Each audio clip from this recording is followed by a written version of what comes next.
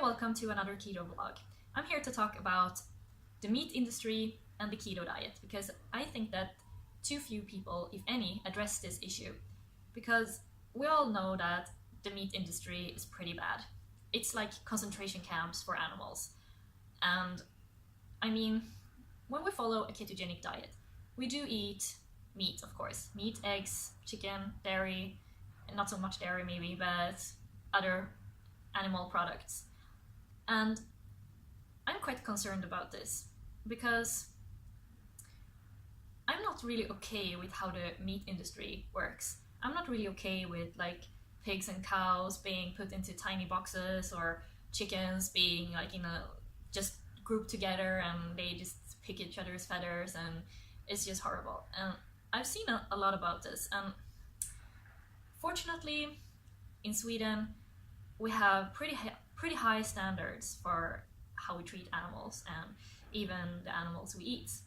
So I don't feel very concerned about it there, but I have been living in China for 3 years and I'm not very comfortable buying animal products from China because they treat their animals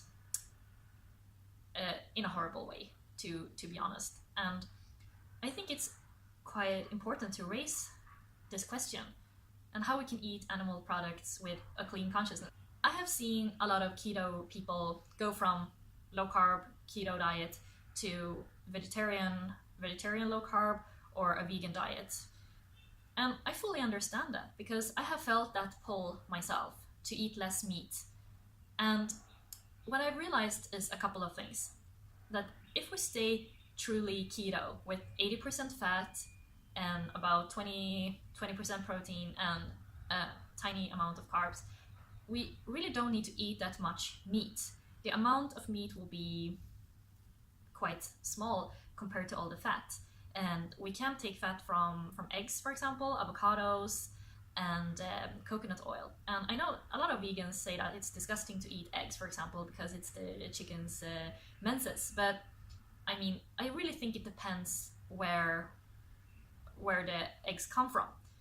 For example, if I have like my own chickens, if I have backyard chickens and they give me eggs every day, I don't see the problem in eating them.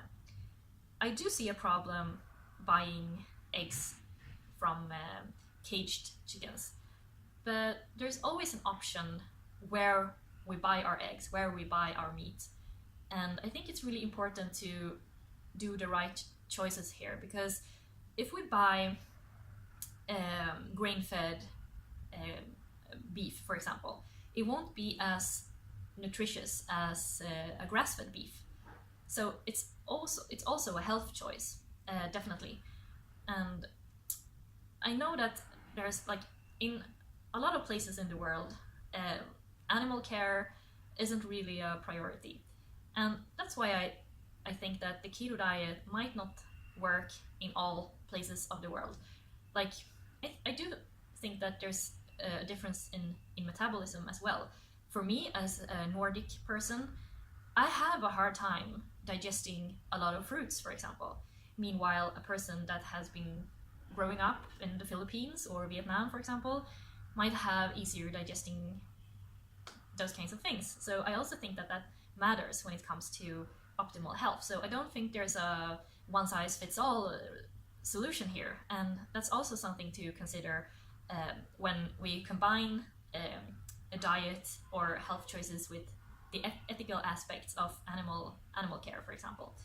So what I've done is that I'm very careful from where I buy meat, eggs, fish, chicken, etc. I always buy free range, and I always buy grass-fed, for example, grass-fed alternatives, and also wild-caught fish. And there's an issue here if we should incorporate more beans, for example, or more like slow carbs to decrease the amount of meat, because kidney beans and all kinds of beans really have a very positive effect on our metabolism and our gut flora. And I've seen diabetics lowering their blood sugar down to ridiculous levels by eating a lot of beans, for example. So if what's the goal here? The goal is to keep blood sugar and insulin super low. And if we can do that and at the same time reduce the amount of meat, I think that would be a great option. Because me personally, I don't crave meat that much. I don't have to have meat every day. And basically what I'm saying is that if we can find a middle ground here where we can control blood sugar and insulin, stay in ketosis at least 50% of the time and up, and decrease the bad meat, the bad eggs, I mean from caged chickens and cows and pigs and small boxes and unethical farming, I think that could be a good trade-off. But I'm not sure here because I have never seen anyone discuss the ethical aspects of a keto diet. And personally, I don't think it's unethical, but I do see that there's some room for improvement. So if you have been thinking about this, please comment below and give me some new input to this topic, because I think it's very important to discuss. So please subscribe to this channel and check out my Instagram page, High Fat Fitness, and see you in the next video. Bye.